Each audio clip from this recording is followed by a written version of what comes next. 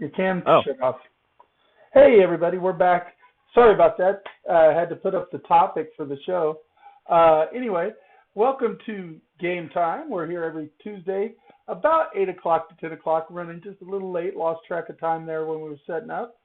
But we're here. We talk about anything and everything going on in the nerdosphere.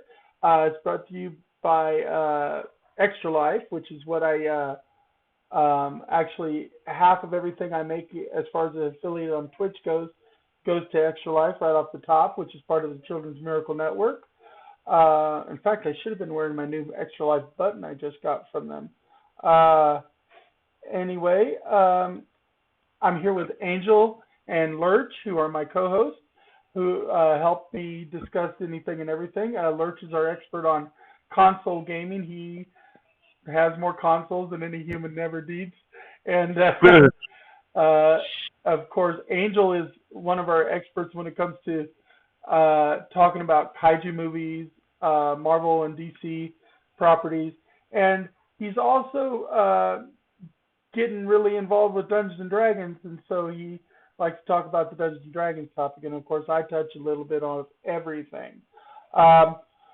We have got a kind of a focused show this week, but let's do a real quick sound check just to make sure that we're sounding okay. Let me get over to the sound check. Check 1 2, check 1 2. Check 1 2. Chickadee check. howdy ho, good neighbor. Chickadee check. Howdy ho, good neighbor. Hey, we can be heard. All right. Well, that'll never work, but anyway.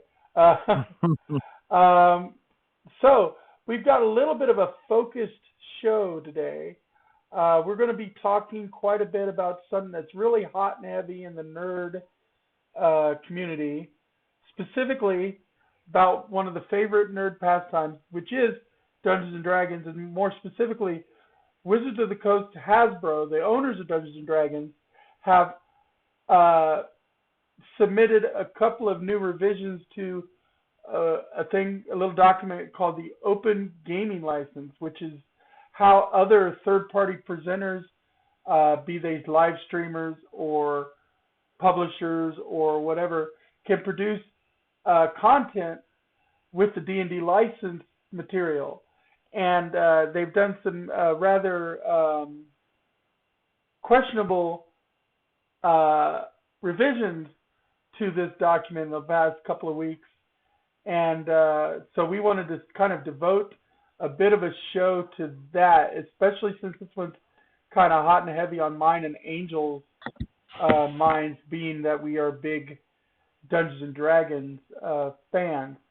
Lurch will be more of a kind of a commentator, questioner. So in a lot of ways, Lurch is going to be kind of like our host, who's going to ask us questions about it, and me and Angel will be the ones with try to have as many of the answers as we can. I've been keeping a close eye, especially all the verified leaks and stuff. So it's a really big topic. It is, and it's gone through a couple of revisions. Just for a little bit of background information, I'm going to go ahead and go through that since I've been around that long. I've only been around since the dinosaurs. But Dungeons and Dragons, of course, started in 1974, and originally was owned by TSR, Tactical Simulations. I can't ever remember what the R is. I think it's Resistance. And then it was sold in like 99, 2000 to Wizards of the Coast, which was then promptly bought out by Hasbro, not Hasbro Interactive, but Hasbro. And the third edition of Dungeons & Dragons came out in 2000, and part of the third edition included the document called the Open Gaming License. And in it, it basically gave carte blanche right to use the standard resource document, or SRD, for Dungeons & Dragons in order to produce their own gaming content. So anything that was in the SRD could be used freely. In fact, it was even usable without any royalties paid to Wizards of the Coast. That was the original Open Gaming License in third edition. They did find during third edition that Wizards lost quite a bit of potential revenue from this because they were basically giving it away for free with no royalties or anything. So when 5th edition came around, 4th edition had a mild revision, but when 5th edition came around, we had the revision called the 1.0A Open Gaming License, which now made it to where they did get a little bit of royalty for using their content. Well, you skipped over 4th edition, which 4th edition had a minor revision in 4th edition, but I didn't really go through the details. Right. They did have a different one, which is why 4th edition didn't really do well. Well, because it wasn't really open in 4th edition. The 4th edition didn't fall under the OGL. 4th edition fell under its own gaming license, where you still had to pay full royalties for anything you produced for 4th edition. And then when 5th edition they updated the open gaming license that they'd had from 3rd edition to the 1.0A open gaming license, which is the one that is now being revised. Currently, they're in revision 1.2 now. 1.1. Yeah, it went from 1.1 to 2.0 to 1.2. Yeah, I don't know why they didn't just go directly to 2.0. Yeah, so they're trying to rebrand it to 2.0, but then a leak of what that meant came out, and before they even officially announced it, they scrapped it, but they confirmed it did exist. Right.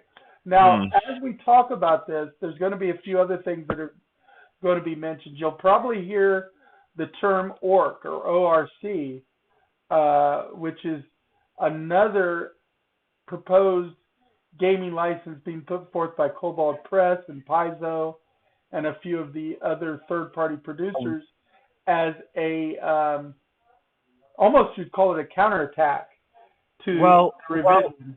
I wouldn't call it a counterattack. I'd call it a defensive measure. Well, you can't. Yeah, they're not trying to hurt Dungeons and Dragons. They're not trying to hurt Wizards of the Coast. What they're trying to do is create a platform that is immutable by creating a gaming license and like a new form of an OGL that is owned by a non-gaming company. Right. Their goal is to get someone who is not related to the gaming company, that can't be bought, that doesn't serve a master, essentially, that could sway its decisions one way or another, so that there's no incentive for anyone to ever change it. Right. And that's where the ORC comes in. So we'll be talking about both the OGL and the ORC.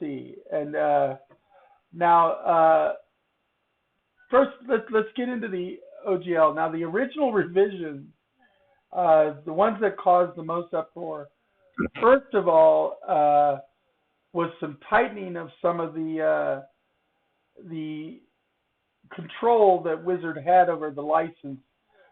They were going to, first of all, there was a proviso in the revision that said any company that made over $750,000 a year using their content would have to pay 25% right off the top to Wizards of the Coast. And that was a big one.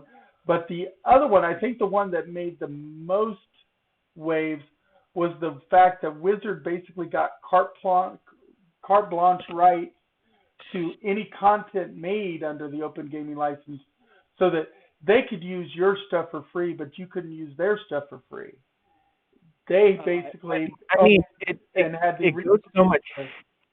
it goes so much further. One of the big worries, and what the language that even with the latest version of the OGL that they put forward, they still haven't backed away from, is that they're saying that that they are nullifying the original OGL, which was probably one of the biggest points of contention, because every lawyer and their brother said that can't happen.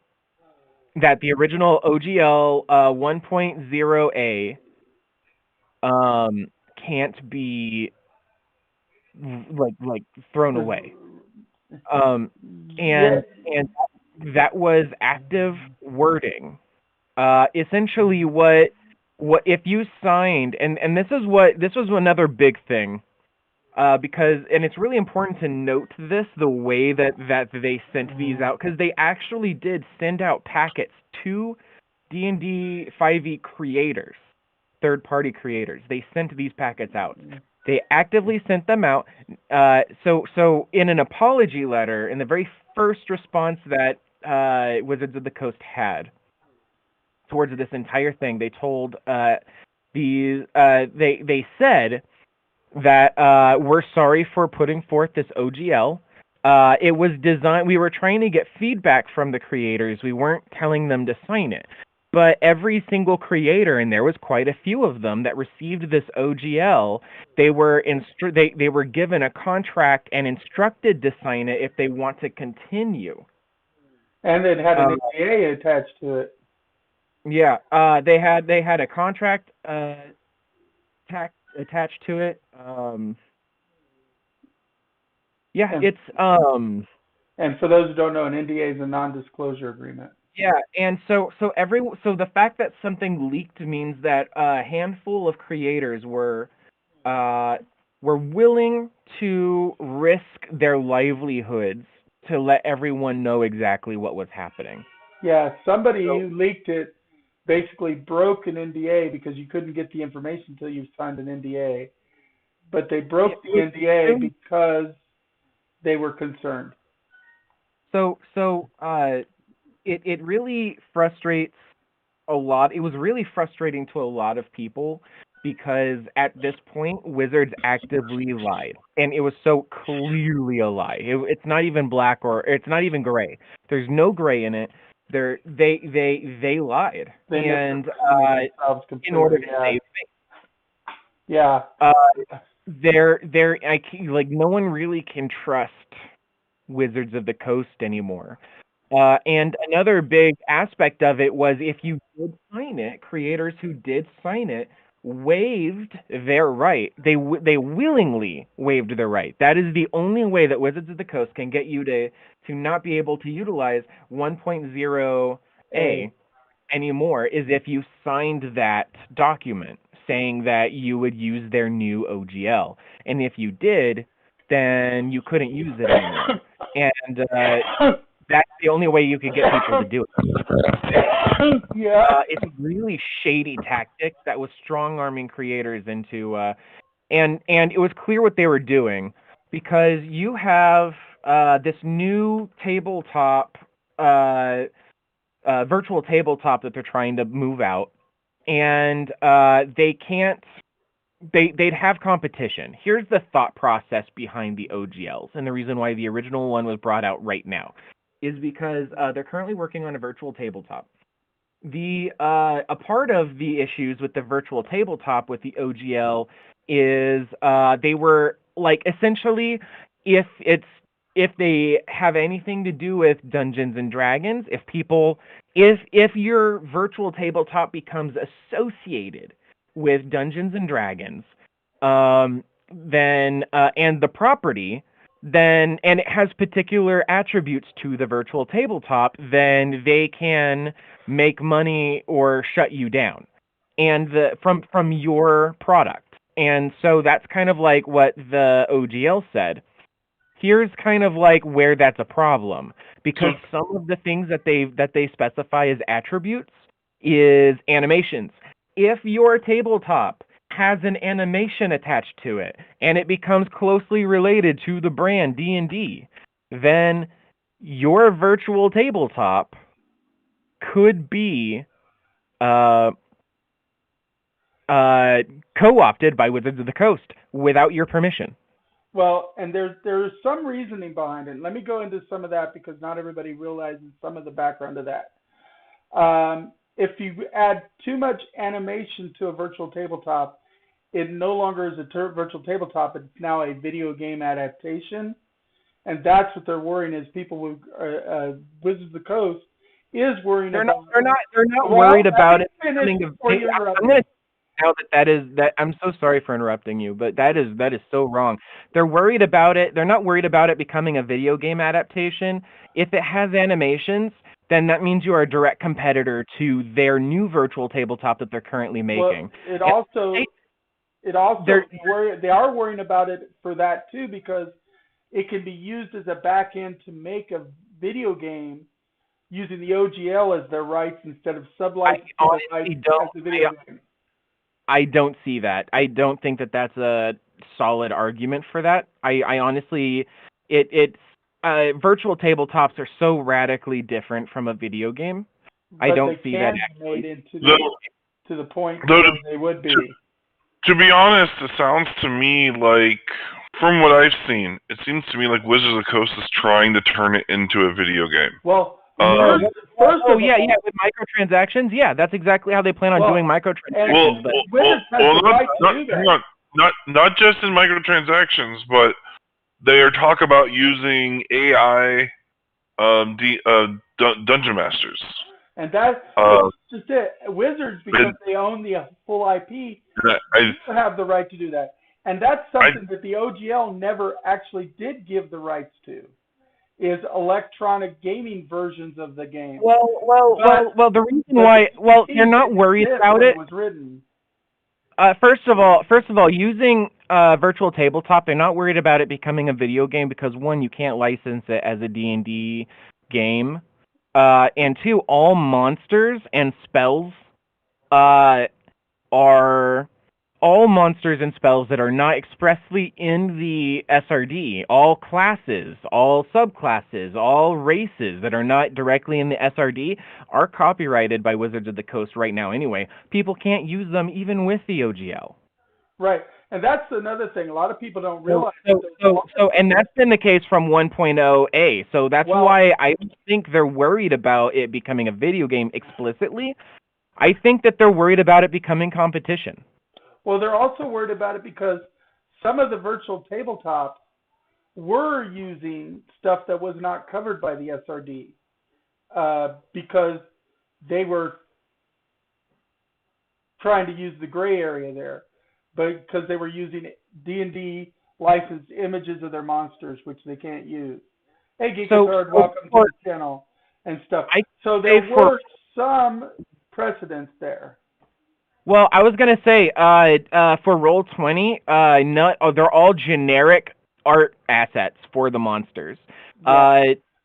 Beholders. Hold on. There's a point I'm trying to make. Beholders, as an example, are called iMonsters. They're not called beholders. So those art assets for something like Roll20, they're not actively stepping on the copyright or utilizing the OGL of Wizards of the Coast. So in that aspect, all Wizards of the Coast is trying to do is trying to stomp out competition. I'm not like it's all bad. I just don't think they're worried about. I don't think they're specifically worried about it becoming a video game because things that are not in their SRD aren't considered a part of the OGL agreement and are considered licensed, and they could sue you anyway. Like if Roll20 was utilizing their monsters, they'd have been sued. So either generally virtual tabletops that have existed and utilized their art assets either has agreements and contracts to use it by Wizards of the Coast, like D&D Beyond did before it was being absorbed, or they'll get hit hard by WotC lawyers. Yeah, there is some concern because they've actually come out and blatantly said this is one of their concerns in one of their recent releases. But and they explained it like as in a virtual tabletop is a virtual tabletop until they start doing things like having an AI controlling things, because then it becomes a video game. It's not. I will have to ask you to cite that source.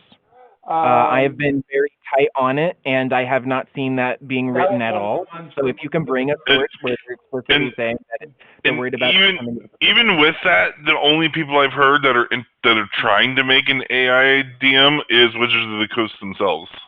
Yeah. Yeah. So yeah, no one else wants one. So It was in the document, one of the ones that came out for 1.2.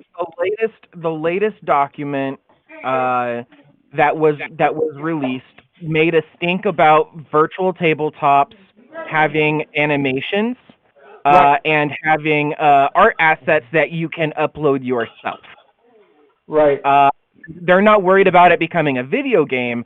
They're worried about it encroaching on, like, for instance, if I released my virtual tabletop that I'm working on right now and I allow the pogs to be any PNG that anyone can any Joe Schmo could, like, upload, then Wizards of the Coast might feel like, oh, they're trying to, they're allowing players to copy our virtual tabletop. That is explicitly what they mentioned. They weren't worried about it becoming a video game. No, they also mentioned it because they mentioned, among other things, one of the two things that when they started talking about doing a Common Core is one of the two things they are worried about is like animations and AIs, because some virtual tabletops are doing things like when a person casts Magic Missile in the virtual tabletop, it does an animation that shows the missile streaking to the opponent, and they consider that a video game. That does not make it a video game at all. Let me just ask the question.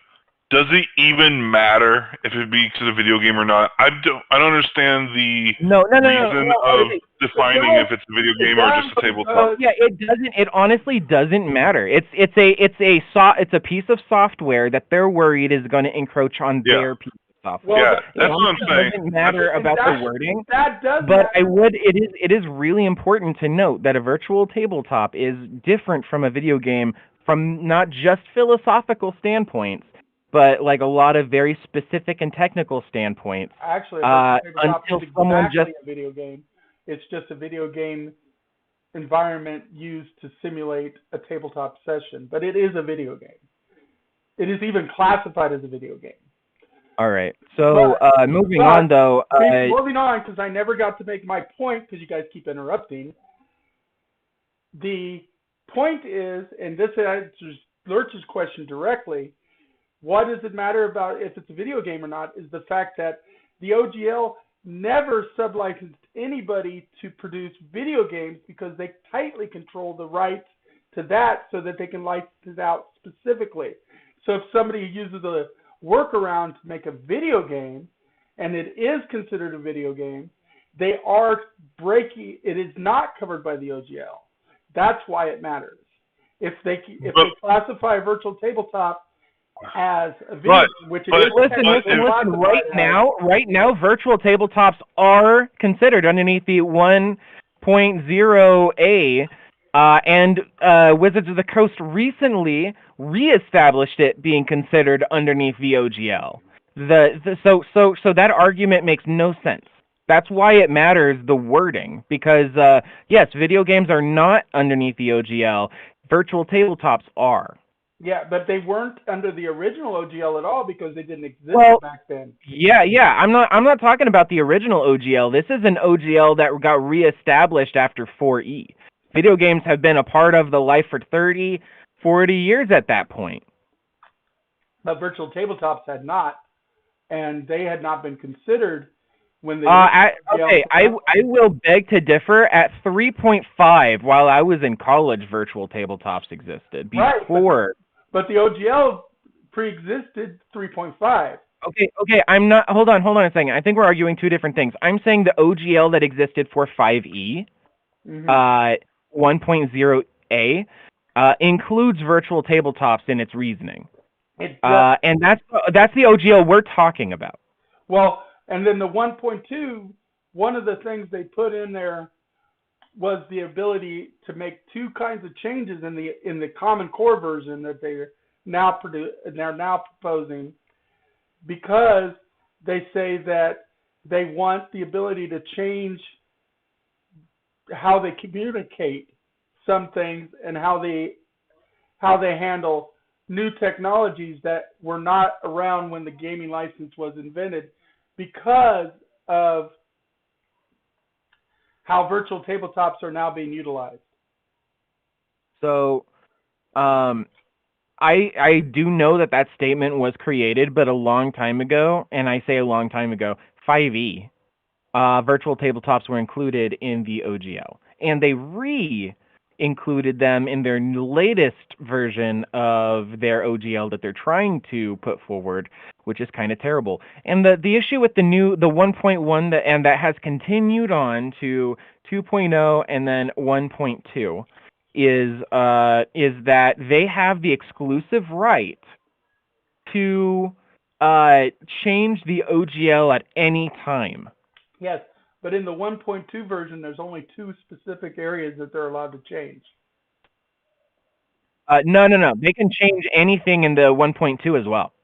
No, 1.2 had a statement released that actually had 2 specific provisos on it. I don't know if I still have it. 2 provisions on one of the 2 provisions, and the one that I think you're thinking of is that 1.0a is immutable and they can't like overtake it. But that doesn't mean that if you sign the new OGL, they won't change it, because they do say that they will that they have the right. There's 2 provisions. They have the right to change the contents of the OGL once it's published, and they also have the right to preclude any creator and revoke their right or access to the OGL that they signed, the new one, not 1.0a. And they keep the sole right to determine what is bad behavior,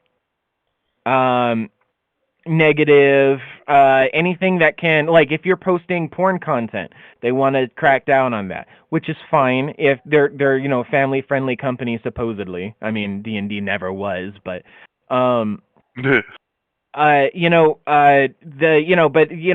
trying to like get hate groups. They want to keep the KKK from ruining the game or whatever is the point that they're making. But effectively, anyone who's to say, and they have the sole right to determine who can and cannot use their license based on behavior that they don't find acceptable. Who's to say that one day Wizards of the Coast changes leadership and says, you know what, I don't think gay people should exist. Therefore, any gay creators no longer can use our OGL or make third-party content that is explicitly gay in it. And that is a legitimate. That's not an extreme. That is a legitimate provision that they've included in the new 1.2, the newest iteration of OGL. That they can just stop creators from creating and shut down your content and even potentially sue you.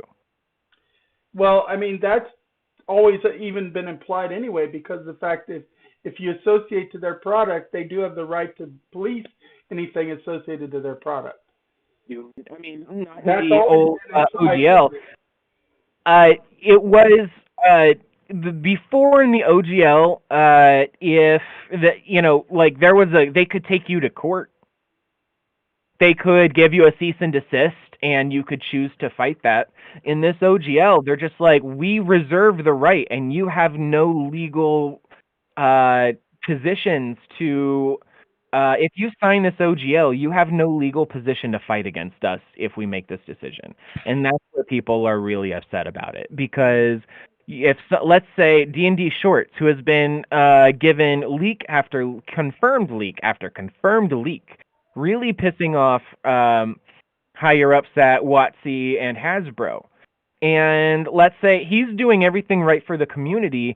All they have to do is say, with the new OGL, yeah, we don't like you anymore, so because you're being critical of us, so we're gonna stop allowing you to make products in our for us.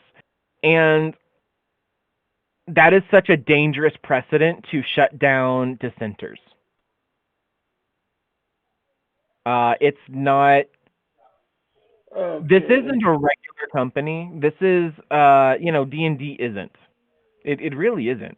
And the level of freedom that they've allowed their players, it's too far gone to ever go back now.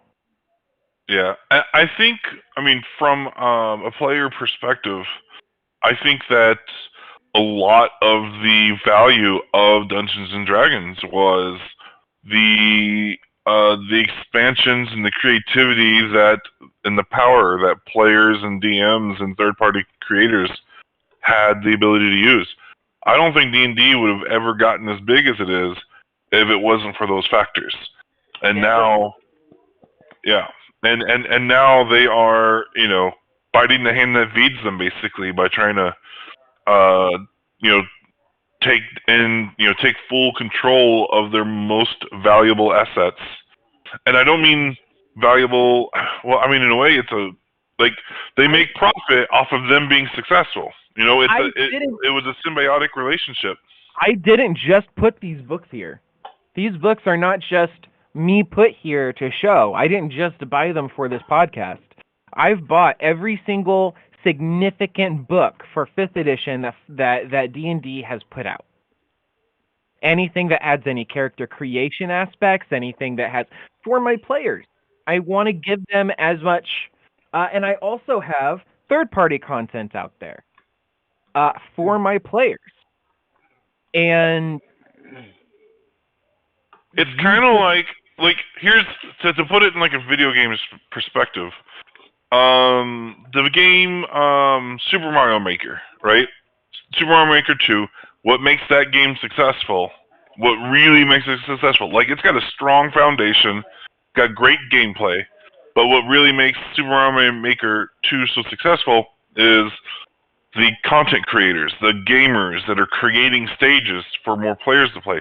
That's why people are still streaming that game every single day on Twitch and everything else. Just like Minecraft servers. People are constantly making new Minecraft worlds to play in. Yeah, exactly. That's what makes Minecraft so popular is its openness. And now imagine that the companies that own them were like, no more. You can't make anything else. Yeah, you can imagine if you told So Minecraft videos made Minecraft so popular. And Minecraft videos, the most popular ones are the ones where worlds are modded so a whole group of people can do wacky fucking shit. Imagine when, and like those are the ones that get the billions of views on YouTube and on Twitch. And imagine if one day Mojang just said, you know what, I really don't think that we should allow modders to mod our products anymore. The second that happens, Minecraft dies. But the thing is, Minecraft and some of those other games, when they do allow people to do their own servers and stuff, it's in their agreements that they do have the right to pull the ability at any time. So. No, it's a regular video game. There's no official agreement. It's just they never said otherwise. Mojang is allowing their players to mod the game, not because they're allowed to, but because it makes them successful and they recognize that. Because I'm going to be honest with you, if you all of a sudden said you're banned from doing this thing, modders are still going to do that thing. It's just not, it's just now they're not making any money. Now they are pirating it. Now they are, they're pirating the game so they're not like getting caught, like that's whenever the product stops making money. Now here's the two provisos I found them. For one, under modifications, we may only modify the provisions of this license identifying the attribution required by Section 5 and the notice provision under Section 9A.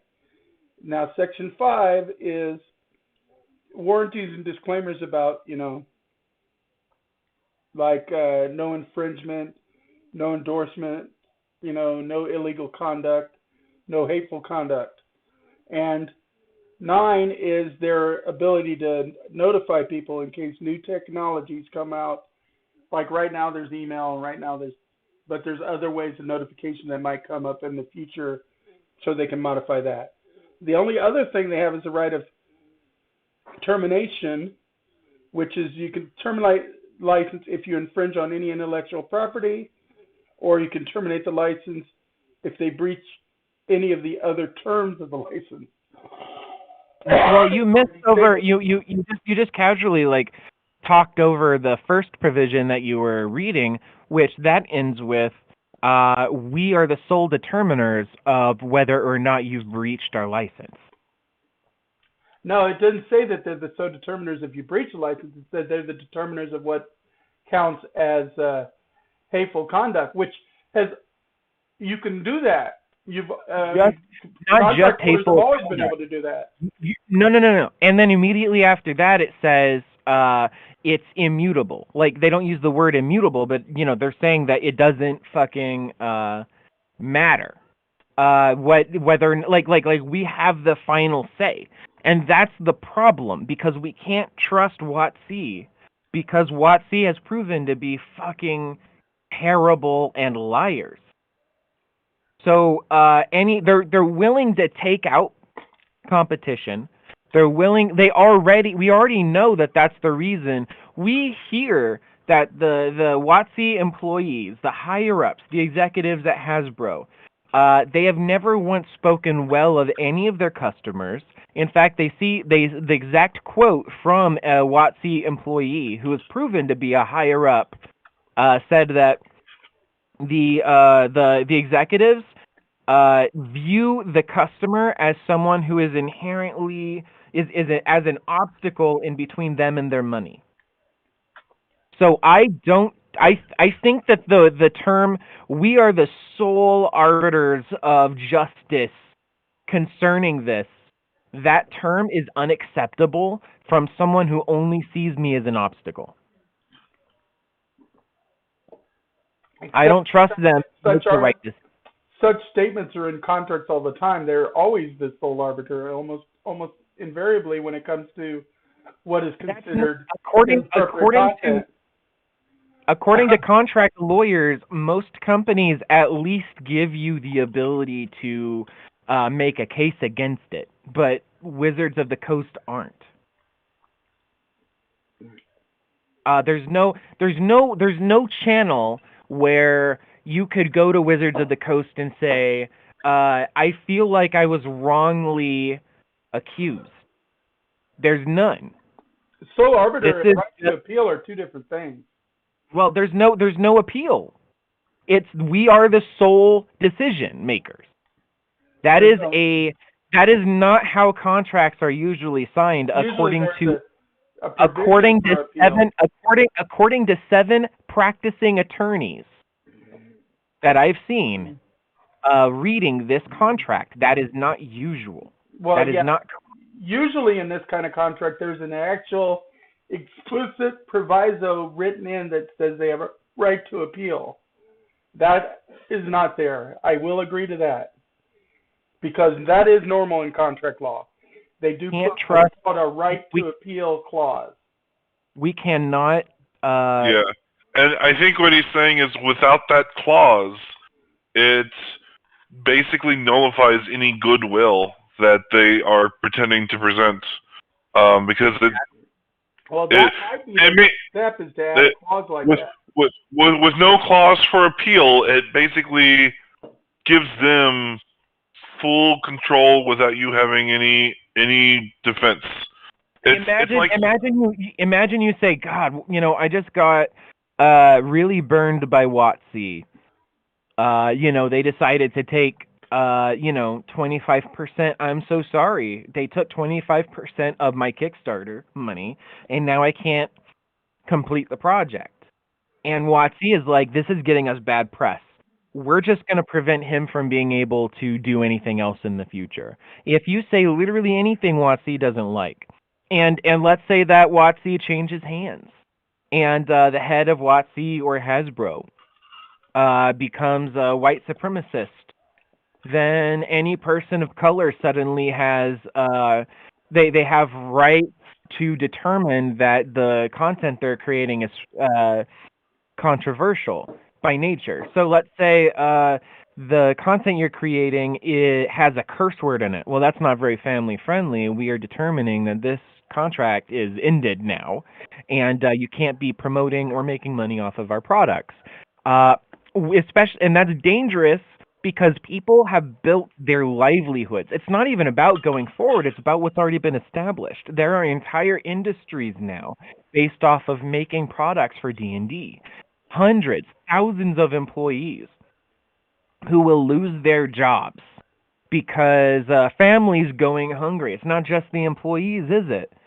Like an industry has been made, and WotC is saying we want to disrupt that and be the sole industry, and they can't do that now. It's too far gone. People are going to fight back. I think that every single decision WotC has made hasn't been for the good of the company. It's been to spite the customer.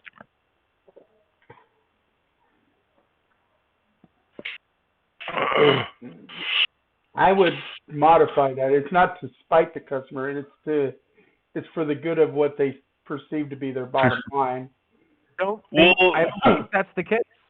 So here's how I'm seeing it is,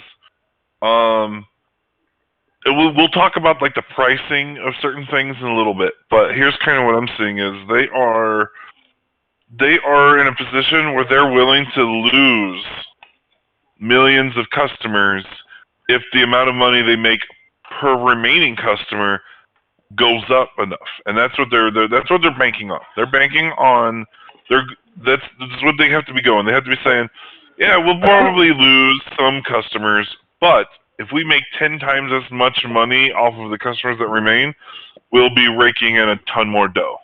And like, if we can do that and reduce our costs at the same time.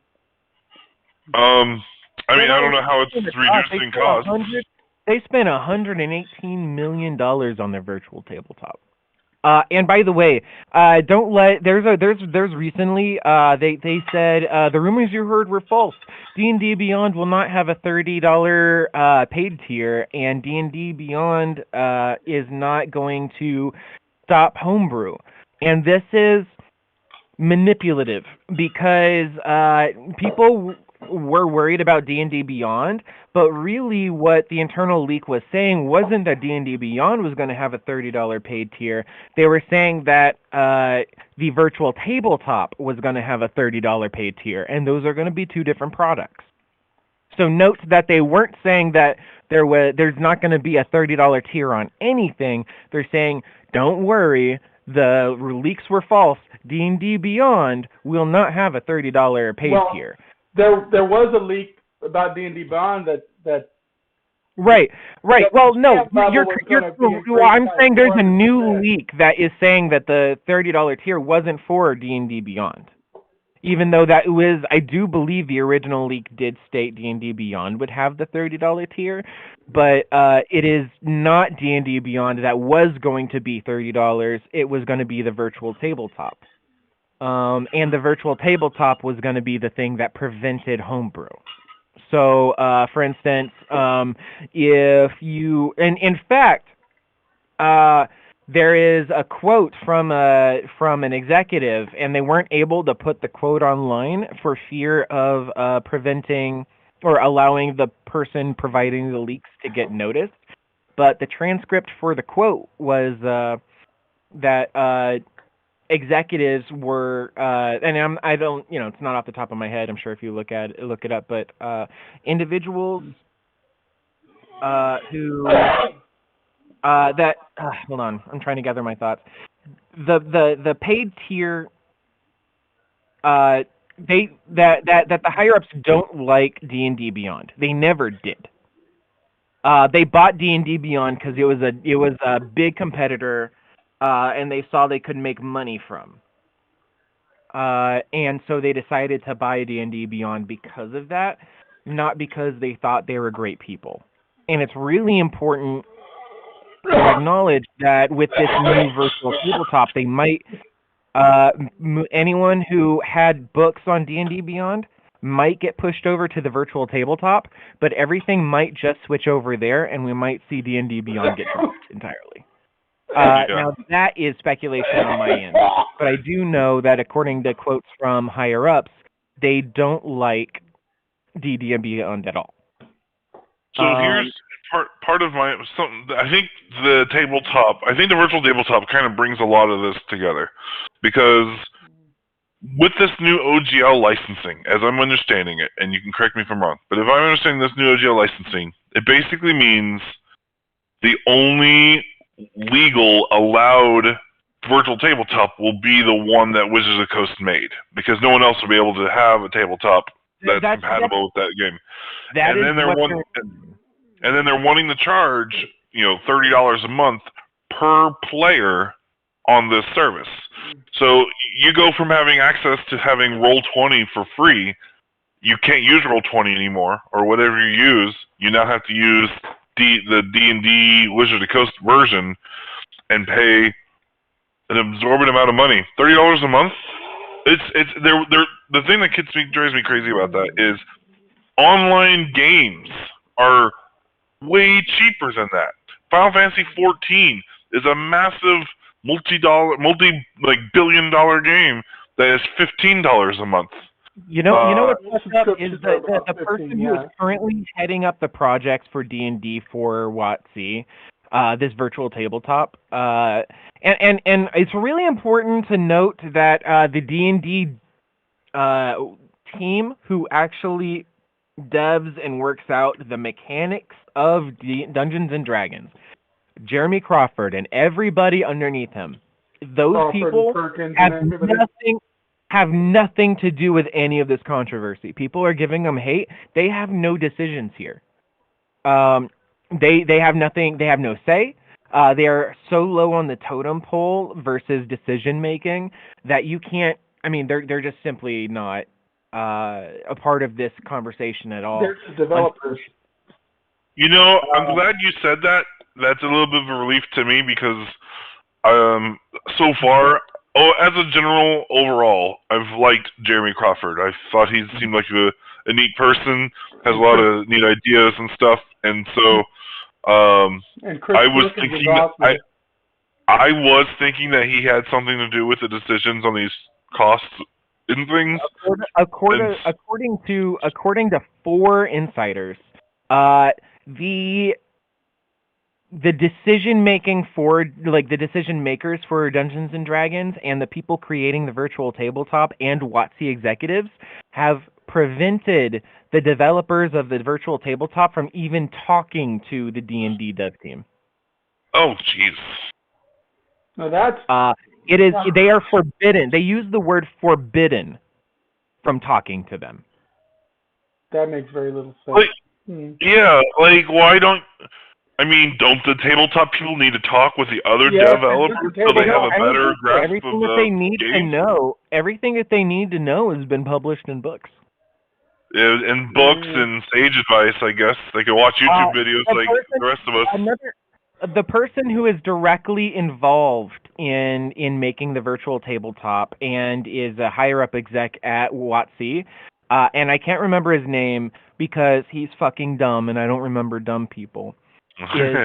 He has never once played Dungeons and Dragons, and he has publicly stated this isn't even a leak, he has publicly stated he doesn't feel like he needs to have ever played Dungeons and Dragons to get it because he has a background in mobile game making.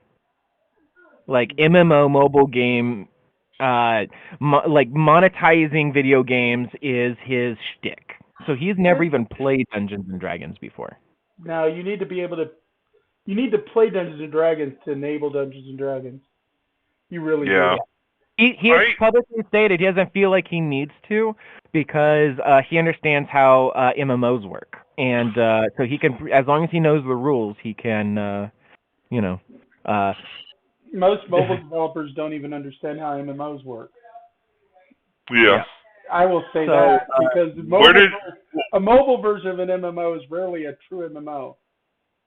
What company did he work for before? I actually don't know. I'm trying really hard to even remember what his name is. King. Yeah. If you work for anybody, you work for King. I was thinking the same thing. I was like, I wonder if he works for King or worked for King. King. But this guy sounds just like the guy in charge of Konami. Where he's like, I don't even like video games. Let's just make pachinko machines. Because they make so much money hand over fist with those pachinko machines. In Asia, pachinko machines are huge. Yeah. But that's beside the point. You just because you could make a pachinko machine does not mean you can make a pinball machine. And so like it's a different discipline. It's a different discipline, you know. And so I've as a video gamer, I've been really pissed off at Konami for the last, since like 2013. I've been pissed off at Konami because the guy in charge doesn't even like video games, and that's why Konami doesn't publish very many. He doesn't see any value in making them, and that's the benefit of people like Jeremy Crawford, Chris Perkins, and stuff who work for Dungeons and Dragons. They actively play the game. Yeah.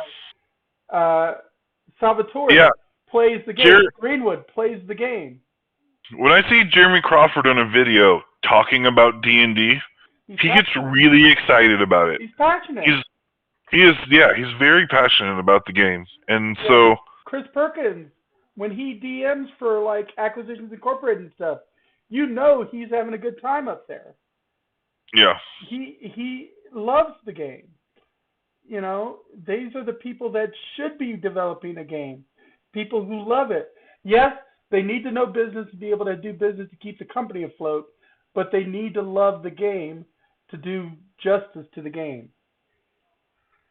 Yeah. That's the thing. Jeremy Crawford, Chris Perkins, all those people, Mont Cook when he used to work for D&D, Gary Gygax, Dave Arnson, they loved the game.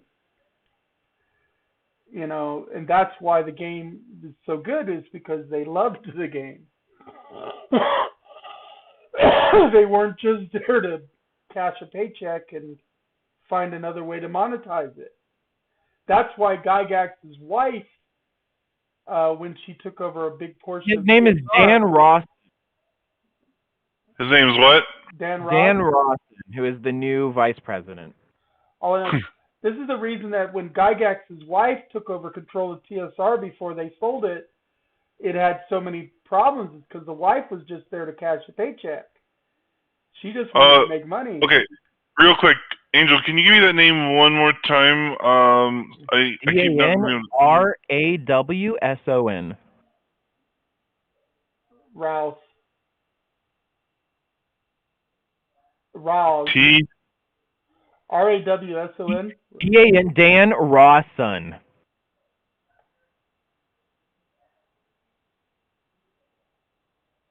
Okay. Dan Rawson. I'm going to look into this guy a little bit if you want to keep talking about the OGL. Yeah, go for it. I believe that is him. By the way. He came in after the other, so almost immediately after he came in, they said leadership had shifted dramatically, and you know, just development, like all of the minor employees are kind of like not in the loop or have any real decisions, and apparently it's not a super great work environment since he came in. Because the only person who was listening to them was ousted. Here's how fucked up it was. The previous vice president, he left. We don't know if he was fired, but Wizards of the Coast didn't make any declaration. They didn't say, we will miss you. They didn't say, we will do anything. It was super fucking quiet. And then he was announced as the new vice president. What were you saying, Lurch? It looks like he's only been at the company for like 3 months. Yes. Or that might be the case. Yeah, I'm having a hard time actually. LinkedIn is wanting me to log in to see his full profile, but he made a post 3 months ago saying that he's. Well, if I can actually see the stupid fucking thing, quit refreshing on me, you damn website. That kind of makes sense given the new how recent the OGL came out, and 3 months is more than enough time to have drafted an OGL. And if he came in and said, you know, what would make this virtual tabletop that you guys making much better is if we cut out all competition. And I think that was the purpose of this. I don't think that the timing of them working on a virtual tabletop and them wanting a new OGL are separated. I think 100% the OGL was designated to prevent competition. Also, the statement by Ray Winninger about him stepping back sounds suspect. Sounds like a cover-up. Because he says that he sorely needed rest is why he stepped down as being the head of D&D. Usually they say statements like that when they don't want to say why somebody was kicked. And it could have been purely for financial reasons, like you said, to get somebody in control that wanted to make money over somebody who wanted to make a game. So, well, he worked at Microsoft until September 2022. He was there for a little. He was there for a little over 2 years. He was the COO of Dynamics 365 at Microsoft. Led the establishment of a modern digital selling practice across the Dynamics portfolio, including instant trial signups that deliver clear and differentiated value and delight in a modern digital conversion funnel. To date, this effort has increased leads by 300% with corresponding increases in licensing revenue. Delivered critical product. What's that? So he's a monetizer. His whole job is to monetize mobile apps and conversions and stuff, and that's what he's trying to bring to D&D.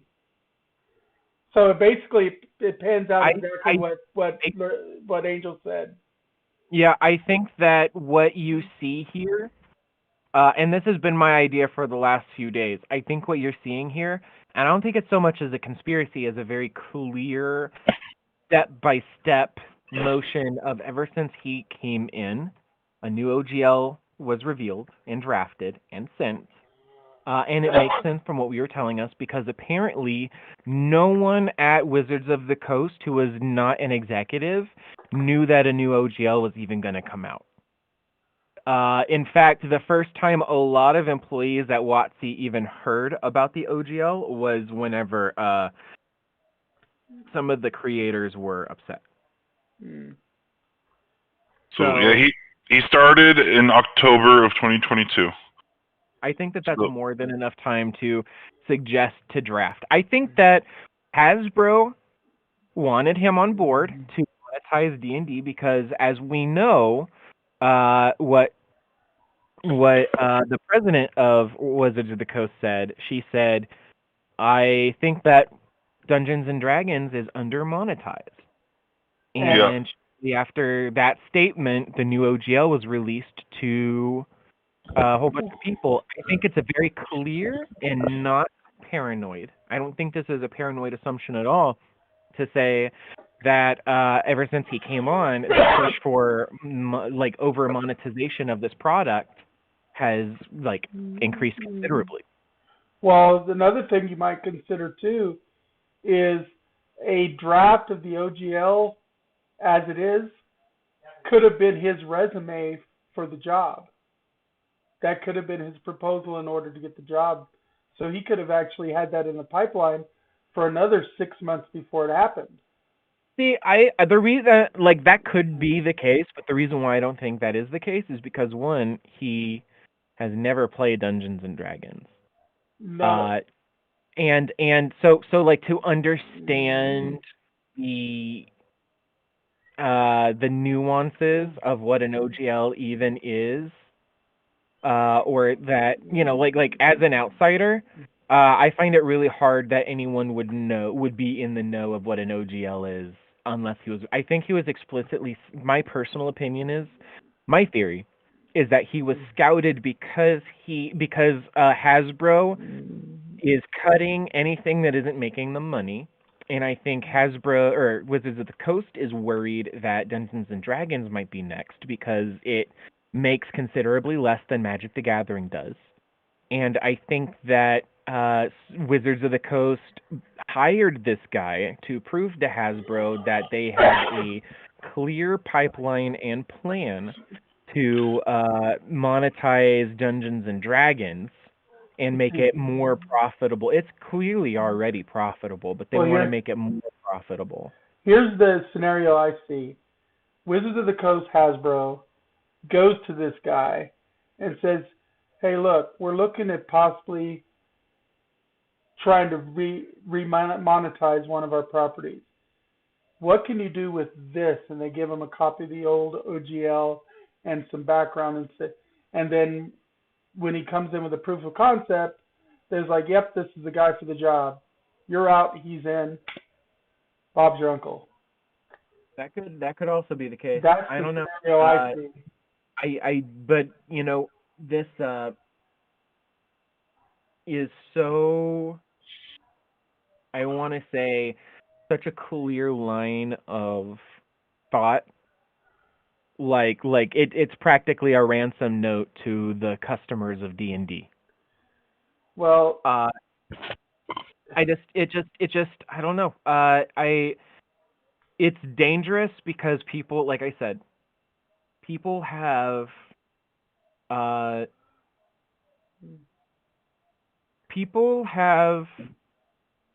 come to rely on they built their entire lives around making this content. And that's why I think what Paizo is doing, what Pathfinder is doing. And you know, there's something we really didn't talk about a little bit is Pathfinder's statement whenever they decided to announce that they were making their own version of the OGL, the Orc license. The thing that people did, I don't think we actually actively talked about was the verbiage of what that means, because they essentially told Wizards of the Coast that for Pathfinder 2e, they had published it with the OGL 1.0a to appease and not provoke them. But they plan on removing it. And the thing that lawyers found out is Pathfinder 2e is not beholden to Wizards of the Coast. It is so significantly more different than their first edition that it can be considered its own product under its own license now. Yeah, they only put the 1.0a on there as kind of lip service, but they did kind of... All they did was to appease Wizards of the Coast so they didn't have to deal with the lawsuit. But I think announcing it in this way kind of like gets support from the community, and it also gets Wizards of the Coast to like carefully analyze what is being said and what they are writing before they can like make any kind of like legal move whatsoever. So it's a powerful fucking statement they made. A lot of people don't realize that. Yeah. What's up? So I'm learning a little bit more about this guy. It's interesting. Right after he got hired, he made a announcement post on his Twitter saying, "I'm excited to share that I've joined Wizards of the Coast as the new Senior Vice President, SVP." I had to Google what that meant. Of Dungeons and Dragons, the game I grew up with, and now the game I'm playing with my own kids, is rich with opportunities across tabletop, digital, entertainment, and education. I can't wait to dive in with the teams of creative experts to further build and explore. Here's the official announcements of my new role, and then like a link to it. It's curious if it's true that he had said somewhere that he's never played the game before, but in his announcement 4 months ago, he claims that he did. Oops. I think that's common for anyone joining a team. Is like they get the backing and support of all the customers if they're like, oh, this guy gets it. He's a player just like us. Yeah. And just so we're clear on what his position really is, an SVP stands for Senior Vice President. An SVP is the highest position in the management team of a company. They are directly responsible to the CEO or the president. They are accountable for the success or failure of the company's business. SVPs are responsible for setting up the strategic plan, budget, and other plans for the company. In addition, they also work closely with other departments to ensure that the company is successful. So what that tells me is he's the guy that is responsible for this new OGL business. Yeah, they're basically upper management, right below the big boss.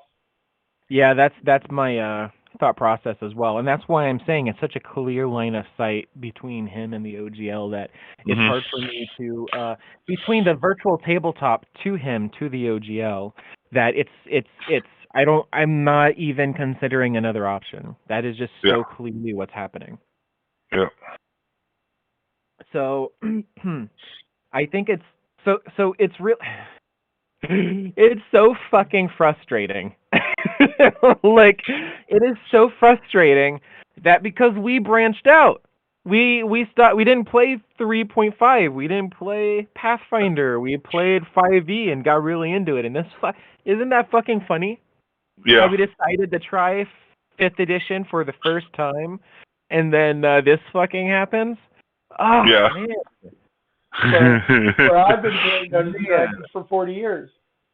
Gosh, and like it's like we've already decided, we've already decided that we're going to play out the rest of their characters, like the rest of our natural progress or natural development of our characters as it goes.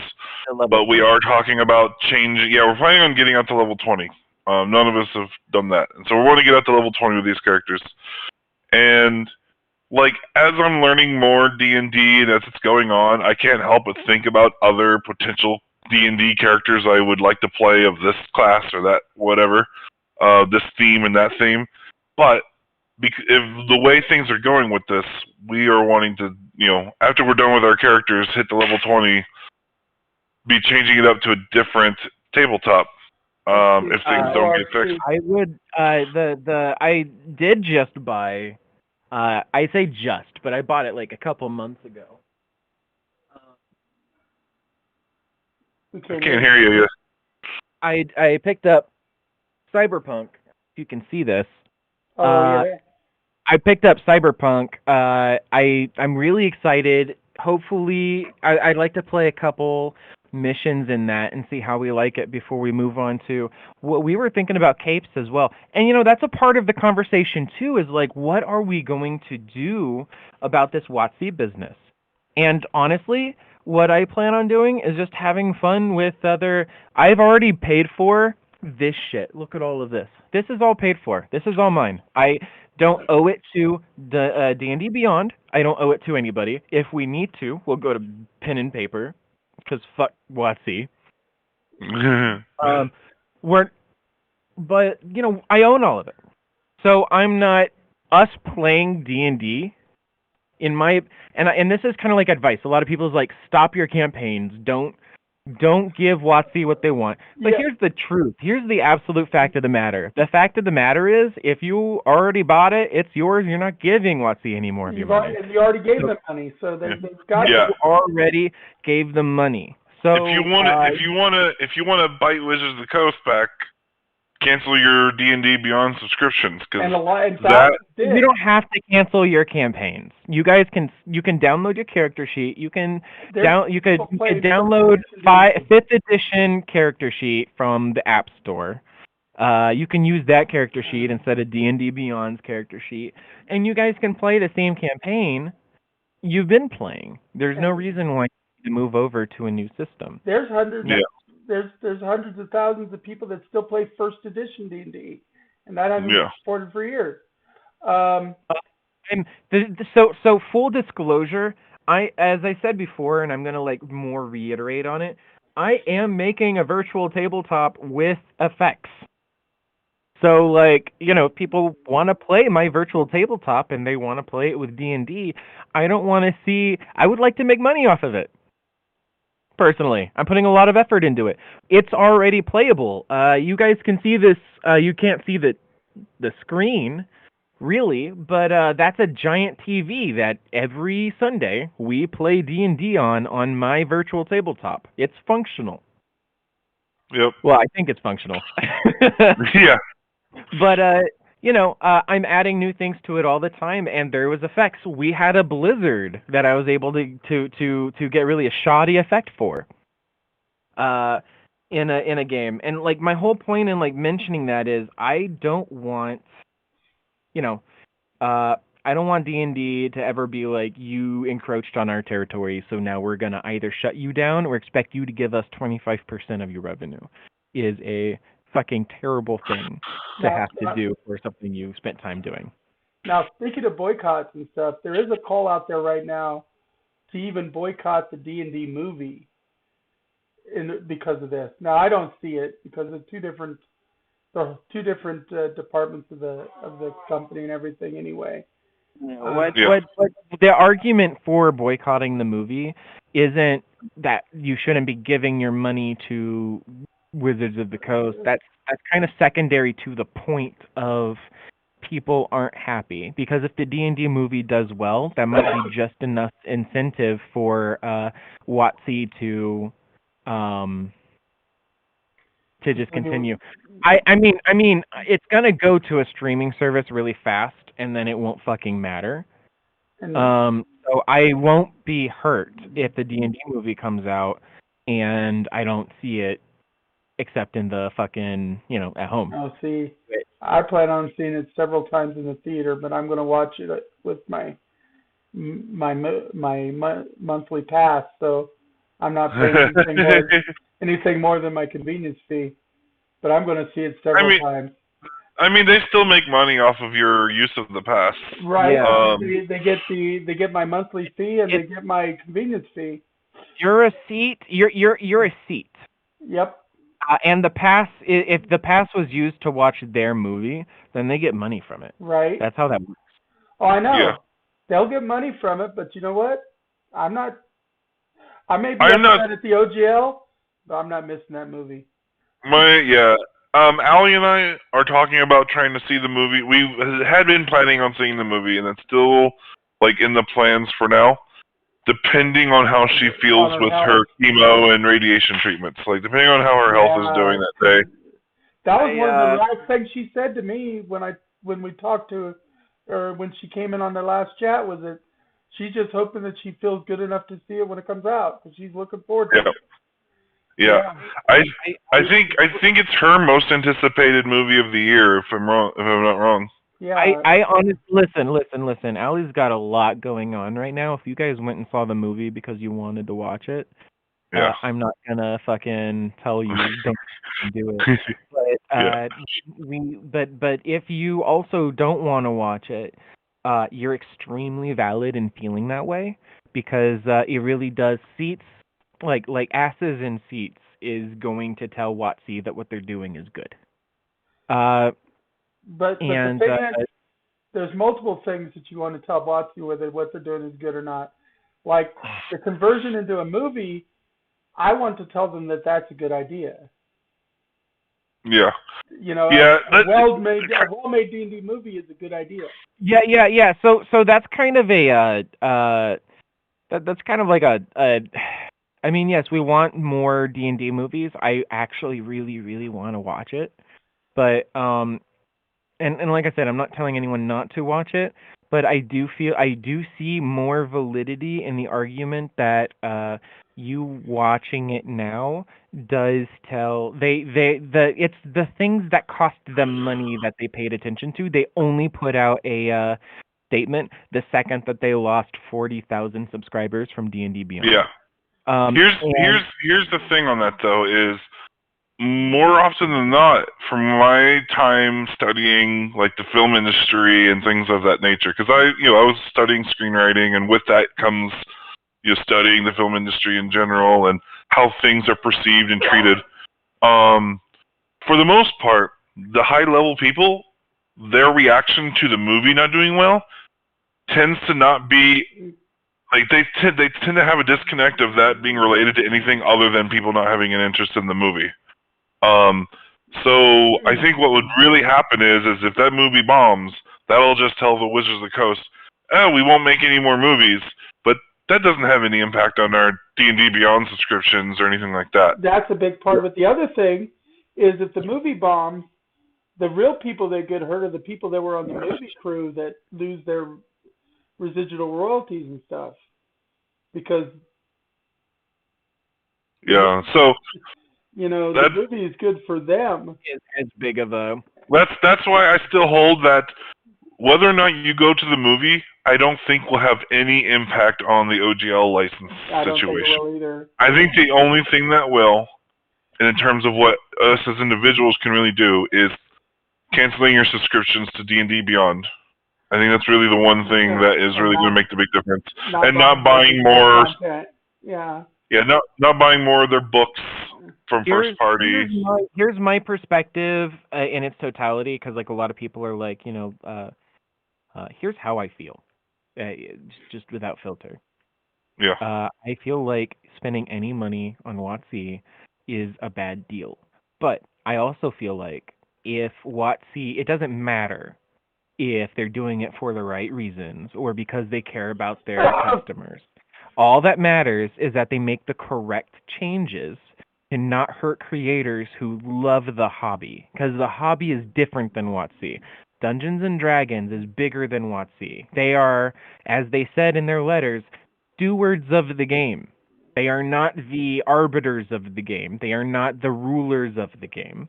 They are the stewards of the game. They can never truly own it because the game is a folk action at this point. It's a folk activity. It's a movement. Yeah. I think Jeremy Crawford is who said that, wasn't it? Yep. Yeah, I think I saw the video of him saying that. They can't say, so like the D&D's in the power.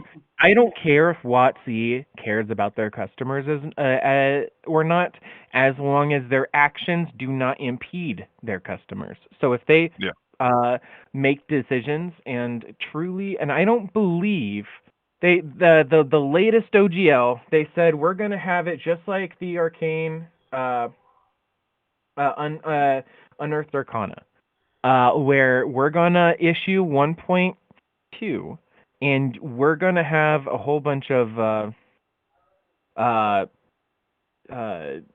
questionnaires, and you're going to fill them out, and we're going to listen to you, and we're going to put those changes in the OGL. And I don't believe they're going to fucking do that. Personally, I'm a cynic, but I have no reason to trust them, because we also have leaks before they even stated that. We've had leaks before that response was put out that in Unearthed Arcana, they don't fucking listen to player input anyway. The reason why Unearthed Arcana exists, the reason why it exists at all is because if you give, it's the same reason that HR has a complaints box. If you give your customers a place to complain, then they'll complain there, as long as you give them the illusion that you're listening, because then you're not complaining to your friends. Then you're not complaining to the greater masses. And that's all they're doing. They're giving you an avenue. A complaint with no bottom that leads right into the paper shredder. It's like passing in a survival game. You got to give the zombies a path to get to you that goes into your traps, because otherwise they'll find another way to get to you. It's passing. It's passing. They are trapping. It's a trap. Right. So personally, I don't think the Unearthed Arcana aspect of this really matters much. What really matters is that people continue to be loud. Is that people, and that's how I think. As long as the end result is satisfactory, I don't care if WotC likes us or not. That's how I think. The trouble with some of the reactions people are going to have is other people are going to go out and buy every physical book they can get right now before Wizards goes down, so that they can play the game without the digital stuff. And that's going to increase their physical book sales, which is going to counteract a lot of the other canceling. I'm gonna let you in on a secret, Doc. There is a PDF tool. You can find it online. It's called 5etools.com, and it has every single published book on it. I know. But we don't endorse any kind of pirating on this show, so we It's not pirating. It's completely legal underneath the OGL. The current OGL, 1.0A. Actually, the current OGL does not cover every single book they've ever published. It is one of the reasons. Is it all the 5th edition books at least? Yes, it is all the 5th edition books. That's what matters. But the OGL only covers stuff in the SRD, not all the books. No, it also there's wording, there's magic wording that rules lawyers have learned to get around that allows them to, as long as you can't download it, you cannot download the PDFs, you can only view them online. As long as you don't download them, it is actually legal underneath the OGL to have them available to people. That's one of the stated reasons why they also wanted to change the OGL, is to take down 5e tools. So anyone who's watching, it's completely legal to access 5e tools online. It is not pirating. It is absolutely legal underneath the OGL. But if 5e tools contains any content that's not covered by the SRD, it's not legal. Because the SRD covers specific things. It's only republishing. They're not republishing anything. Digital publishing is still considered republishing, whether you can download it or not. That is no. I'm telling you, Doc. If it was, it wouldn't be up. Wizards of the Coast actively doesn't like it being up, but they can do nothing about it because of the OGL. But it has material in it that's not SRD material. It doesn't matter if it's SRD material because there's other aspects to the OGL other than the SRD. Yeah, but the OGL specifically states, and that's the original OGL. I mean, you don't have open rights. I want you, Doc. Doc. Before you argue with me, I would really like you to do the research because we would be wasting our time many times. No, I'm talking about specifically with 5e tools. I don't know that. I know it. It is still technically in breach. It's not in breach, or they would have it taken down. Yeah, that's like saying that the turrets are not in breach, so they don't take those down.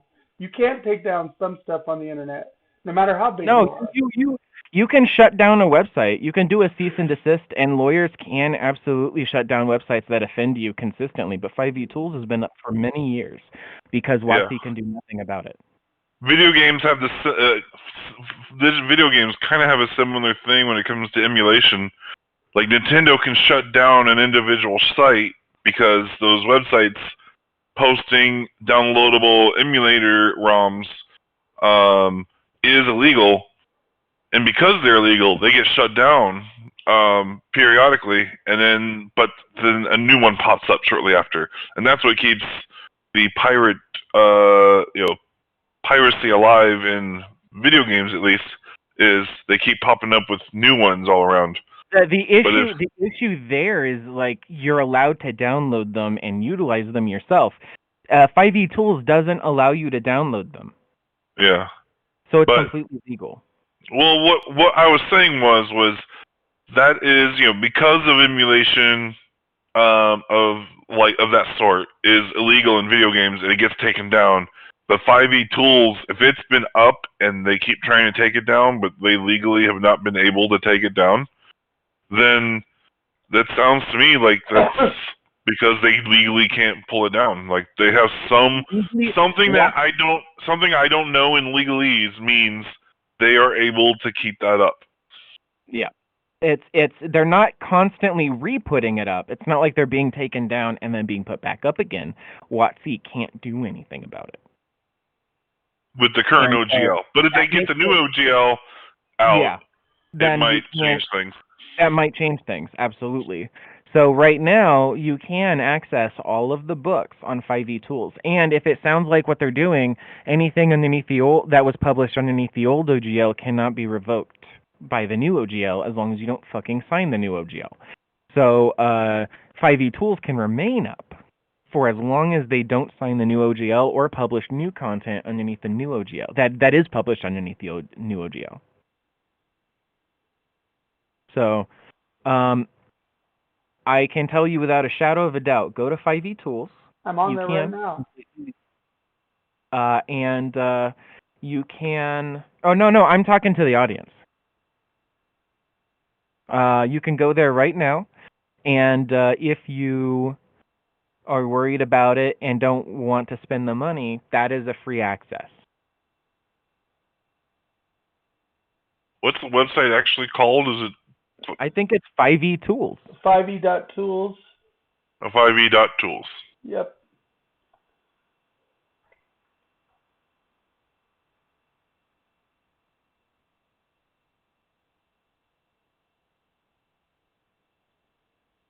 Oh, yep, that's what it is. It's pretty fucking great. It has all of the major ones. If I didn't, I like looking at a book. I like physically holding a book and smelling a book. So to me, it was worth the money to pay the books. But before I ever even bought the player handbook, a friend of mine gave me this link and said, "You just need anything here, like everything's here. You don't need to buy any books." Listen to the disclaimer. 5e Tools is intended as an easily accessible digital reference for products you already own. Please ensure you only access content in accordance with your local laws. Yep. So I guess the disclaimer should be, anyone who wants to access 5e Tools, make sure you look up a book that you already own. Wink. Wink. But, you know, I own all of these books. I mean, they're right behind me. Look at all those fuckers.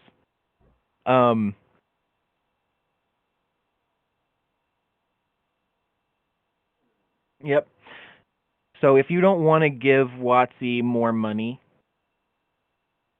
this could be a really exceptional tool for you. It is, but you know, a lot of people are just going to run out and buy all the books, figuring that's what they're going to do. I mean, if you're gonna buy the books, buy them used.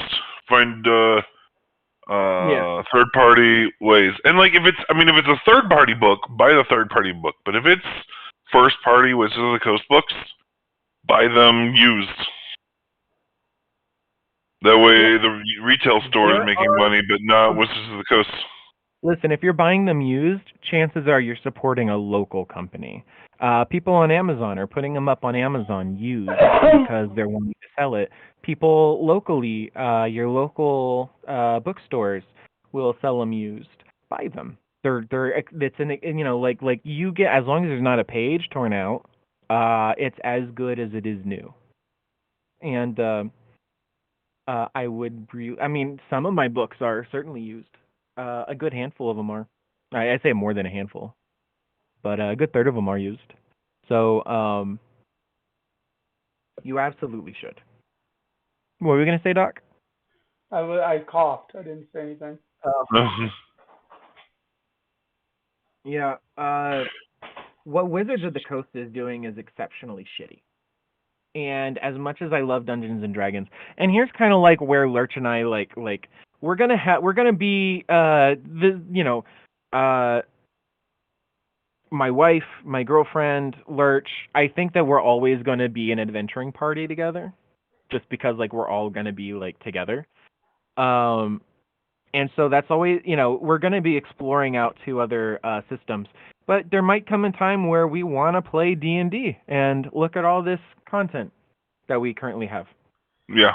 So we can always go back to it. There's no reason why, even after exploring new things, you have to stay on those new things and come back. I even have 6 or 7 books myself, and I'm just a player. I'm not even a DM. I got 6 or 7 of the books.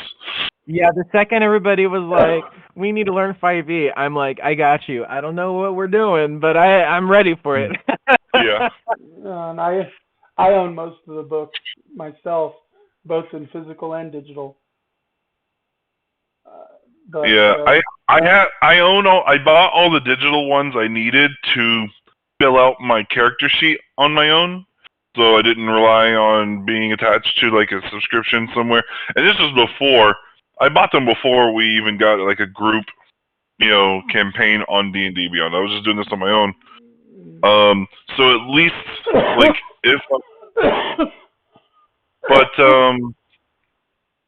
yeah, I'm a little iffy on if I want to even use the website, because even though I'm not giving any more money to them, I'm still giving them pings on their server of usage. I've been feeling the same way. We have I just personally don't want to go back to paper and pencil. I've gotten, like, with the switch to digital has been so convenient and so much easier to use. I've got my tablet. Like, I mean, when you consider I've got the tablet and I've bought all these digital books and made out the digital sheets, and I don't know, switching to that format. I kind of feel like I've invested into that at this point. And I also like that you're able to easily pull up our character sheets. Yeah, I like being able to view, but there are other websites like Roll20 that give you that ability. Yeah. Beyond Tabletop. You can go to Beyond Tabletop, and they can make you Pathfinder and D&D character sheets.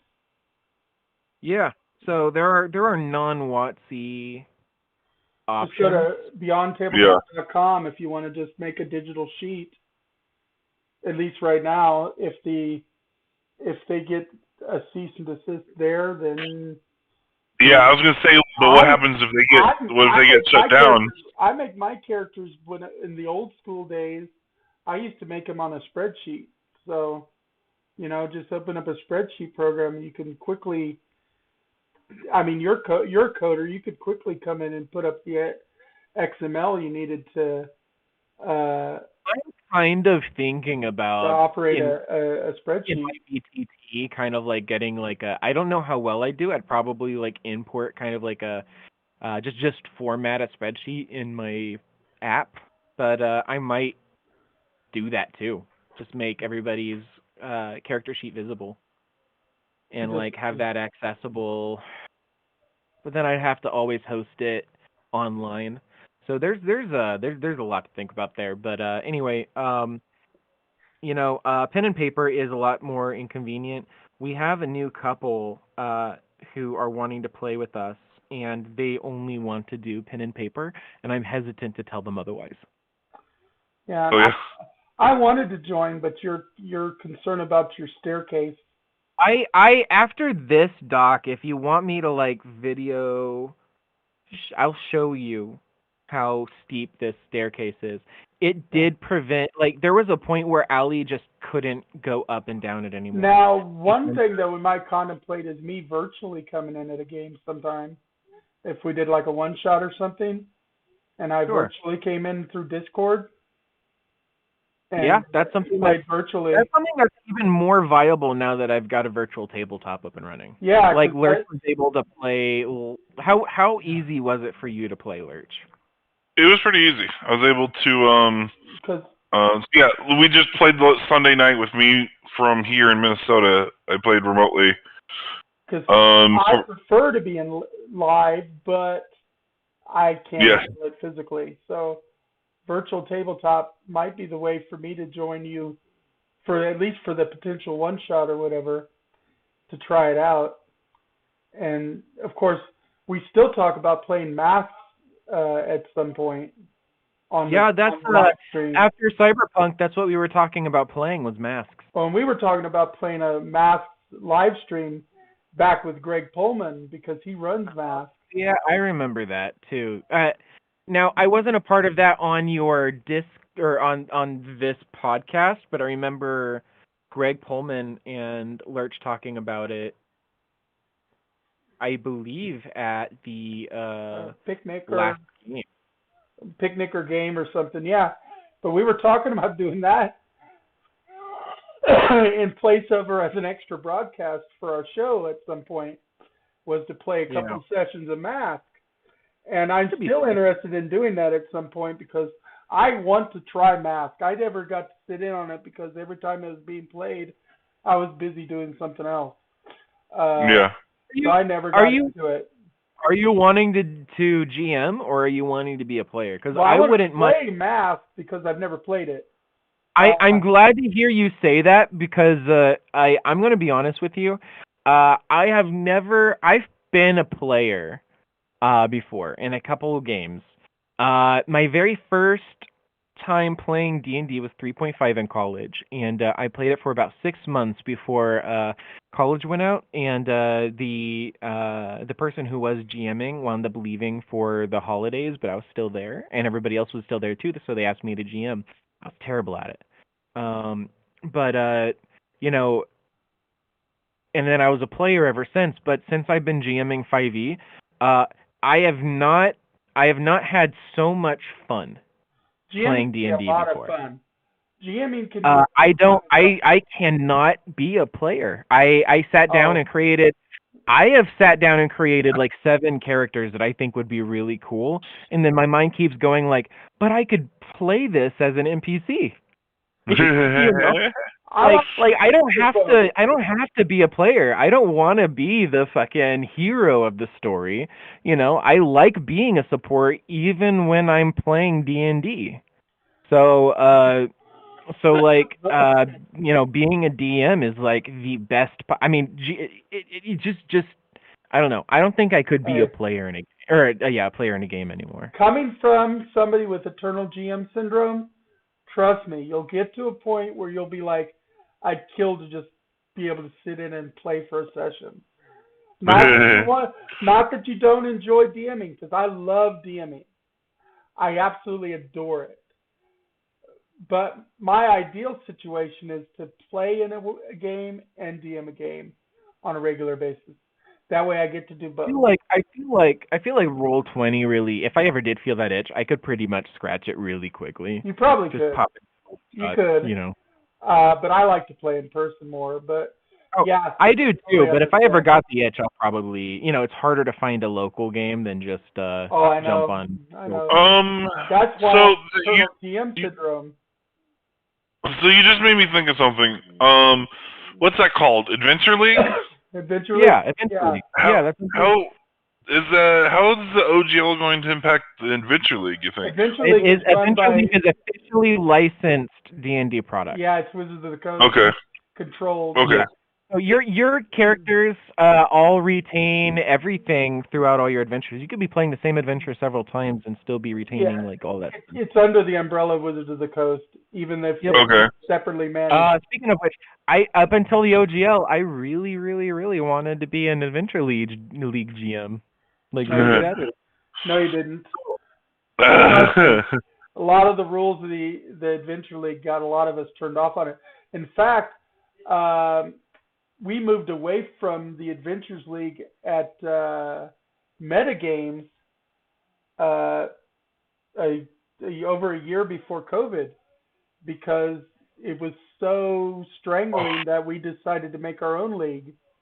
And so we were doing our own cooperative game structure system with our own rules, because Adventure League just got to be ridiculous.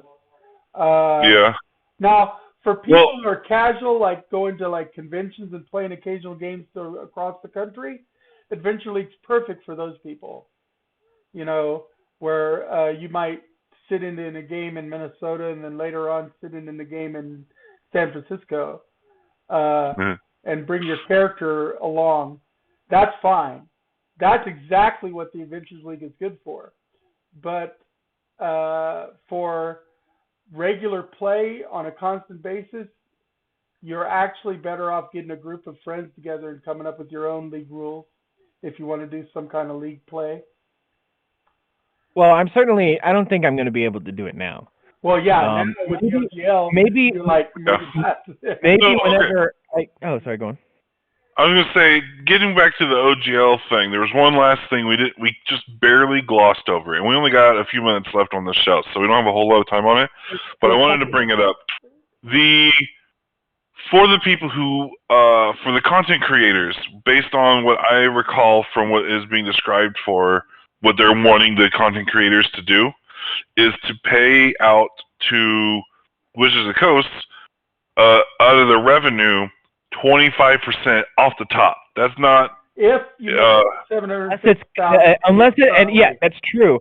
Unless it's Kickstarter, the president of Kickstarter really tried hard to get that lower for doing a Kickstarter, because he knows how fucking bad that is. He's got it lowered to 20%. 20%. Yep. Yeah. Yeah, from 25 to 20 if you're a Kickstarter. That is a huge percentage, huh? Yeah, were you saying that's only to certain people? That 25% is only certain people? No, 25% is to everybody except for people who are not going through Kickstarter. So anyone who's wanting to go through Patreon or anyone who's wanting to go through GoFundMe, anyone who just has their own service, will have to pay 25%. But currently, you have to make over $750,000 in a year to qualify. But they have the right, according to the new OGL, to change that. So, yeah, at any point. At any point. All they have to do is get creators to sign it, the biggest creators. People like Critical Role, who I suspect is leaving the platform. People like Dimension 20. People like Adventure Zone. Green Ronin. Green Ronin. A whole bunch of a whole bunch of these huge publishers, a whole bunch of these huge names in the industry. And as soon as they get them to sign, then they can change that to fucking anything they want. Right now, though, it's at 70. You have to make over $750,000 for it to be 25%.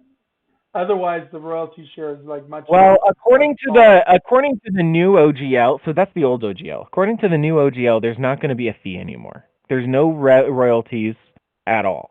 There's no 25% royalties anymore? Not for SRD usage. For anything not in the SRD, they can still charge a royalty. But anything SRD will not be royalties now. So they said there's not any royalties for anything anymore. I don't know what that means in legalese because they haven't written it yet. But they still according to them. But here's the big thing. We can't trust anything the 1.2 says. The latest iteration of what they're claiming the OGL is. We're going to get to like 4.0 before it goes out. The reason why the reason why we're not going to be seeing a different why we can't trust it is because it still has the clause that they reserve the right to change the OGL at any point. Even in 1.2. Yeah, so they could change the percentage, they could change what the threshold is. As long as that clause is still there, we cannot accept any OGL. Well, the 1.2 was going to change to a Common Core license, which means they don't have right to change it. So common. You're saying Common Core, which is a elementary school math thing. You mean common? Yeah. I'm using the wrong phrase. Yeah. You mean common? Okay. Here's the thing, and this is really disruptive not disruptive. It's deceptive language because it means nothing. Anything that was SRD related, they couldn't touch anyway. So them saying that everyone can use it is saying everyone can use this thing that you've already been capable of using. In fact, everything that they've stated you're free to use now is things you've always been free to use the entire lifespan of all of the OGLs. There's no change. It's shit. They're pretending like they're doing us a favor when literally nothing has changed. That's just like when Microsoft a year ago said that they wouldn't be raising their prices on their video games that they published for the next year, and their major studio games, and that was true because they didn't publish a single game in that next year. Yeah, it looks nice on paper, but their statement on that is effectively meaningless. And that's why I'm like, Wizards of the Coast cannot be trusted. That's why I say so many times in so many scenarios, context matters. Context matters in like everything. Myself and others carefully looked over exactly what they were saying goes right into common law or common whatever. I forget what it's called. You said Common Core, and I forget what the second part is now. I know. Creative Commons. It's Creative Commons. Creative Commons, that's what it is. So everything underneath Creative Commons was, according to the OGL, already technically all but called Creative Commons because of the OGL. Yeah. Like all that's existed so far. So like they didn't like monsters and spells and location names and like directly worded verbiage, all of that is the exact same. Nothing was new added to the Creative Commons. So them saying everyone can use it now is meaningless. Like absolutely meaningless. So, I want to make sure we get in a quick statement about our podcast involving this conversation.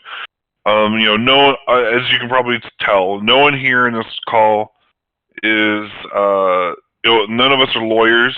Yeah. We've used the term legalese. We don't really understand. We can read it and as people read it, understand it. All I know are what other lawyers tell me.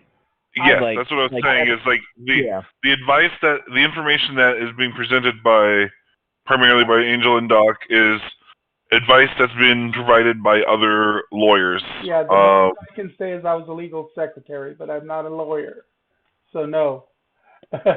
Yeah. Not lawese. We are not legalese people. Yeah. I did study a few college courses. I did spend a few classes studying a little bit of law as part of my requirement for studying business management and IT systems. And so I got a little bit of an idea, and one of the big things I learned in that is the terminology used in legal documents is extremely particular and can be pretty tricky sometimes. And it is a case of context, and that is also, it matters too. So I know enough to know that not to trust my instinct from reading these kinds of documents, and that the word of trustworthy lawyers is always the best advice to get. There are, if you look up on YouTube, there's a lot of different lawyers having opinions. Legal Eagle kind of touches on a unique aspect of it. I trust him. I've been watching him for many years before this. It's clear he's not someone who plays Dungeons and Dragons, so his understanding of the nuances of what this means isn't there. But he is a lawyer, and he's capable of breaking down what it means. Yeah. Lawyer. It's interesting because you kind of need to really get it nailed down. You need someone who's a specialist in contract laws that also understands the nature of how D&D and the openness of it in the industry works. There are plenty. The entire D&D community is run by rules lawyers, which is a joking term, but there are actual YouTube channels based off of people who became lawyers because they loved rules lawyering in D&D, and those people are commenting on this. Yeah. So it is, and some of them are contract attorneys. So is there one in particular you could think of to maybe recommend for viewers to check out? I have one saved, or at least in the watch later. If I may have watched it though, I don't know if that leaves it. But another one, if you're wanting to know more about leaks, and someone who is very trustworthy in the D&D community, who broke the story for some of the newer leaks, also look up D&D Shorts, which I do believe that he is going to probably be changing his name soon. Yeah. We're getting to the close of the episode though. Yeah, that's why I wanted to try to hit these last few things as we're closing up. So what I'm going to recommend is maybe by next episode we can share a couple of links to people if they want to do any more follow-up to answer the direct questions. That gives you time to locate a specific link you like better. What if we try to put in whenever you put this over to YouTube in the next few days? I could put it in the comments on YouTube. Yeah, put in, or not the comments, but in the description or whatever, down in the description box. I could put in a couple links down there. Yeah, if we can get some links, I can put them there, and I can add stuff in the comments later. and YouTube. And that way, Roll anybody who rewatches can get it. Roll for Combat has an expert contract lawyer who explains WotC's OGL.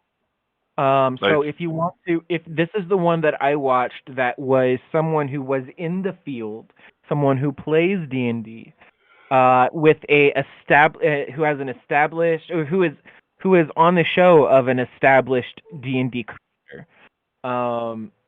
So Roll for Combat, I watched them, and they go really in depth. I'm not going to promise you that it's going to be terribly interesting for most of it, but he does break down the entire OGL.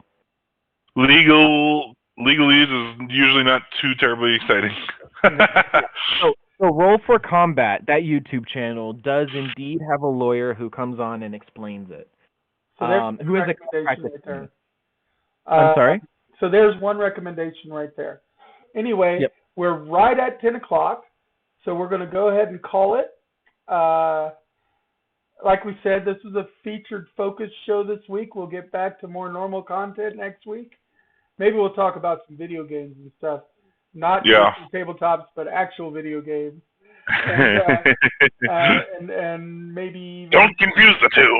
And we maybe even mention a movie or two. I will say anything short of the entire episode would have been too little for all of the OGL nonsense. Oh yeah, that's why we reserved this episode. Just recommendations for people before we go. If you have Amazon Prime, The Legend of Vox Machina Season 2 started. First 3 episodes are up. So definitely give that a chance. For the nostalgia people out there, the new Night Court started. The first 2 episodes of that is up. Very funny show. If you're a fan of like John Larroquette, he's back as Dan Fielding again in Night Court. So check that out. There's a lot of stuff upcoming. We don't have time to really go over it, but new I want to give the Marvels dropped. A new trailer for Kraven the Hunter is dropped. There's a few other trailers that have dropped, or the final D&D trailer supposedly is dropped. Also, we got the first couple of episodes of The Last of Us TV series on HBO Max. Yep, and I think isn't Andor, didn't that drop? And Andor finished a few weeks back. It's Andor done. Finished completely. Mandalorian season 3 is getting ready to drop or dropped. It comes out March 1st, I think, or beginning of March. So I'm going to say something controversial and say I've been enjoying Velma because it is a train wreck. I think it's a masterpiece. I've heard it's a train wreck. I've not watched it yet, but the more I hear about it, the more I watch it. I think it is one of those. A lot of people are shitting on it because it is bad, and I think it is bad, but it is in a bad way that I'm enjoying it. It is very B movie. That's why I was thinking about watching it. It's because it sounded like it would be a good one. think it's fun if you look at it not as a Scooby-Doo, because it's not. Yeah. Just to also let people know, Peacock just dropped Violent Night. The new David Harbour movie is now on Peacock, so you can watch it. It is actually hilarious. And we're going to leave it at that. We've got a lot coming up in the next few months for movies and TV shows. Flash starts next month. Superman and Lois and Gotham Knights starts the month after that. Quantumania is next month. We've got so much going on. We're going to just leave it at that. Catch everybody next week. We'll be back with some of our more regular segments like Kickstarter recommendation, From the Vault, other stuff. But maybe we'll kind of focus a little bit more on video games next week. Give a change of pace after all this legalese and D&D. Catch everybody later. Peace out. Same bad time. Rock on, guys. Channel Bye. next time. Thank you for letting me have my opinion today, Doc. Nope, not loud. Okay, good night, everybody. Good night. Good night.